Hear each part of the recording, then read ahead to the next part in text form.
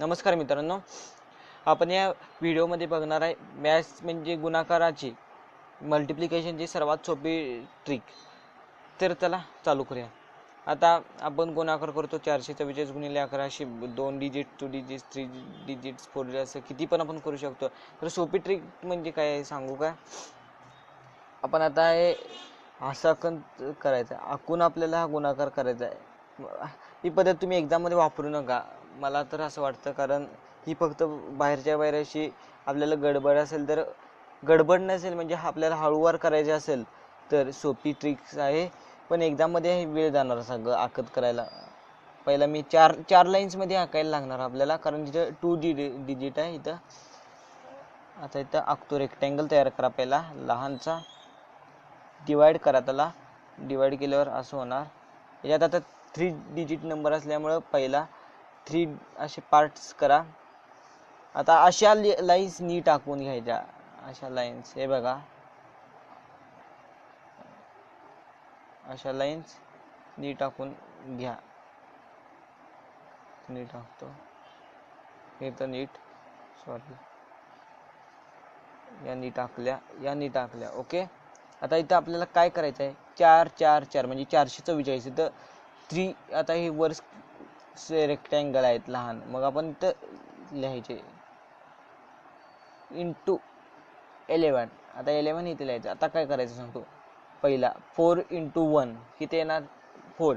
आता पहिला इथं 4 असं लिहायचं. आता 4 इंटू 2 8 पण असं चालू असतं. आता 4 इंटू 3 12 येणार, मग 12 आपण असं लिहायचं 1 2.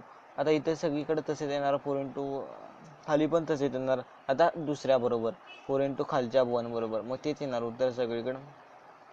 आता हे झाल्यावर काय करायचं सांगतो.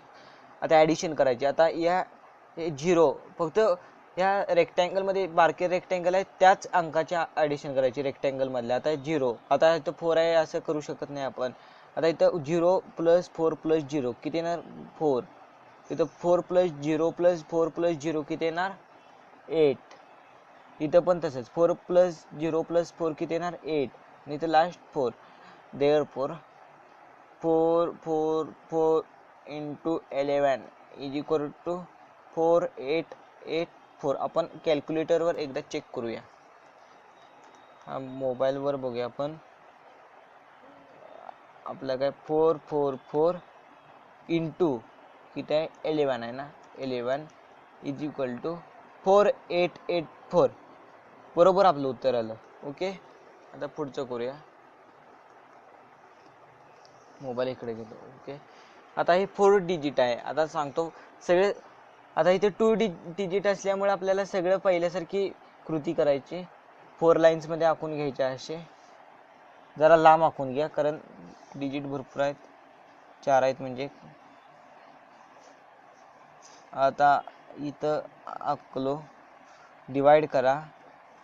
आता त्यात 4 भाग पाडा, 1 2 3 4 झालं. आता मगासारखे सगळे हे लाईन्स नीट टाका म्हणतो मी तुम्हाला, कारण लाईन्स नीट कळणार नाही आपल्याला, ॲडिशन चुकणार थोडीफार, म्हणजे सगळेच म्हणजे हेच चुकणार आपलं, सगळं गणितच चुकणार ते. ओके, आता इथं 6 3 7 7 इंटू 50.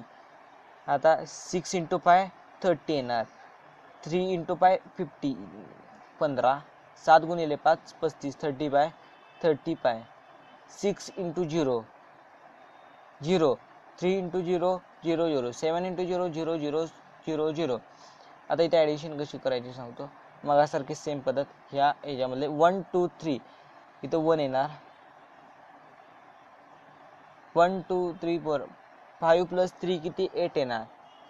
1 2 3 4 5 प्लस 3 किती येणार, 8 येणार. 1 2 3 5 आणि इथं 0. Therefore 6 3 7 7 into 50 is equal to 3 पासून घ्यायचं. आता इथं 3 आहे, 3 1 8 8 5 0 असं आन्सर येईल.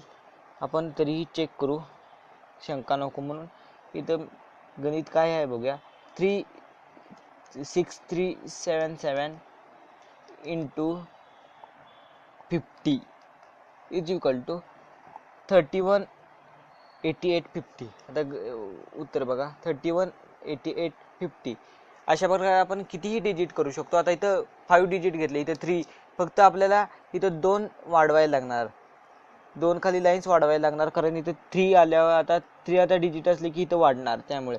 आणि हे इथं वाढवायला लागणार. इथं आता इथं 3 होते, इथं पहिला 3 डिजिट नंबर होता वरचा, त्यामुळे 3 येतात. आता इथं 4 डिजिट म्हणजे 4 येणार आणि 5 डिजिट आले की 5 असे भाग आपण पाडणार. तुम्हाला हा व्हिडिओ आवडला असेल तर लाईक करा, शेअर करा आणि सबस्क्राईब करायला चॅनलला विसरू नका, कारण मी अशीच मॅथ्सची व्हिडिओ घेऊन येतो. जय हिंद, वंदे मातरम.